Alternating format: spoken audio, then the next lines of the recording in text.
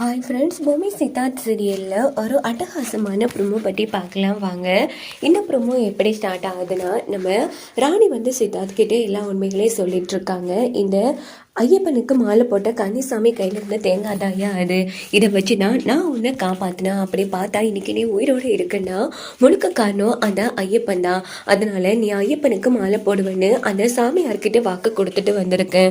உயிரா காப்பாற்றின ஐயப்பனுக்கு நீ மாலை போட்டுக்கணும் அப்படின்னதும், கண்டிப்பாக ராணி உனக்காகவும் இந்த ஐயப்பன் இன்னும் உயிரை காப்பாற்றினதுக்காகவும் கண்டிப்பாக நான் மாலை போடுறேன் அப்படின்னு சீதாத்தும் சம்மதிச்சிடுறாங்க. அதுக்கப்புறமா பார்த்தோன்னா ராணியும் சீதாத்தும் கிளம்பி நேராக கோவிலுக்கு வராங்க. அங்கே பார்த்தோன்னா நல்ல ஐயப்பன் சோங்கெல்லாம் போயிட்டுருக்கு. இன்னொரு பக்கம் நம்ம ராணியும் சீதாத்தும் நல்லபடியாக சாமியை கும்பிட்டுக்கிறாங்க. இந்த பக்கம் பார்த்தோன்னா நம்ம சீதாத்தும் நல்லபடியாக ஐயப்பனை வணங்கிட்டு அவங்களும் ஐயப்பனுக்குரிய மாலையை போட்டுடுறாங்க. இதே டைம் வீட்டை தான் காமிக்கிறாங்க. சாவித்திரி செம டென்ஷனில் இருந்துட்டு இருக்காங்க. பௌர்ணமி அன்னைக்கு அந்த சித்தார்த் கதையும் அந்த ராணி கதையும் முடிக்காம போயிடுச்சு. விட மாட்டேன், இதை நான் சும்மாவே விட மாட்டேன். இன்னைக்கு இப்போவே இந்த ராணியோட கதையை முடிக்கிற அவளுக்காகத்தான் வெயிட் பண்ணிட்டு இருக்கேன் அப்படின்னுட்டு நம்ம ஜான்ஜினியா ராணிக்காக வெயிட் பண்ணிட்டு இருக்காங்க. இதை பார்த்த நம்ம சாவித்திரிக்கு அந்த இடத்துல அதிர்ச்சியாய் நின்றுட்டு இருக்காங்க. இந்த பக்கம் பார்த்தோம்னா சரியா ராணியும் சித்தார்த்தும் ஐயப்பன் மாலையோட சாமியே சரணம் ஐயப்பா அப்படின்னு சொல்லிட்டு வராங்க. இதை பார்த்து நம்ம ஜான்ஜினியாவுக்கு தூக்கி வாரி போட்டுருது. நம்ம ராணி சித்தார்த்தை பார்த்து ஜான்ஜினியாவுக்கு என்ன பண்றேன்னே புரியல. ஐயோ, அவங்கள தடுத்து நிறுத்துங்க, எனக்கு இந்த சத்தம் ரொம்ப டிஸ்டர்பா இருக்கு அப்படின்னு கத்திட்டே இருக்காங்க. அங்க பார்த்தோம்னா திடீர்னு தமனா உடம்புல இருந்து ஜான்ஜினியா அங்கிருந்து ஓடிடுறாங்க. தமனாவும் மயங்கி விழுந்ததும் மனோ சாவித்திரியெல்லாம் எழுப்பிட்டு நேரா ரூமுக்கு அழைச்சிட்டு போறாங்க.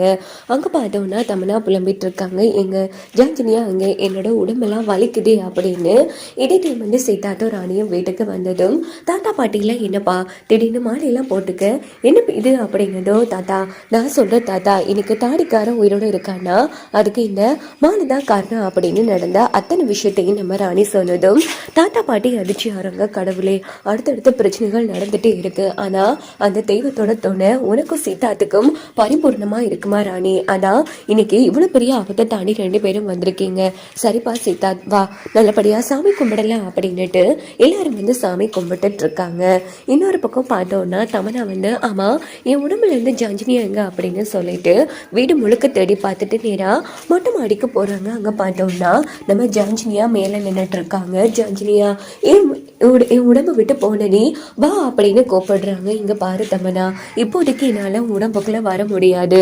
நான் உடம்புக்குள்ள வரணும்னா அந்த சித்தார்த் ஐயப்பனுக்கு மாலை போட்டிருக்கான், அவன் மாலையை நீ கழட்டணும் அப்படின்னதும் அவன் இப்படி பண்ணுவான்னா கொஞ்சம் கூட எதிர்பார்க்கல ஜான்ஜினியா. என் திட்டம் எல்லாம் தவிடுபடி ஆயிடுச்சு, கண்டிப்பா நான் எப்படியாச்சும் இன்னைக்குள்ள மாலையை கலட்டிடுறேன் அப்படின்னுட்டு தமனா முடிவெடுத்துடுறாங்க.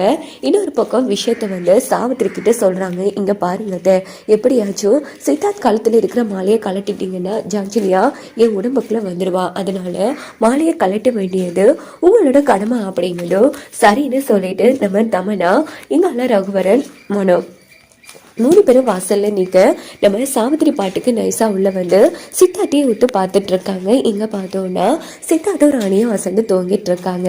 உடனே ரகுவரனும் கதவை மெதுவா திறந்து பாக்குறாங்க. பார்த்தா சாவித்திரி மாலையை கலட்டுறதுக்கு செம வேகமா நின்றுட்டு இருக்காங்க.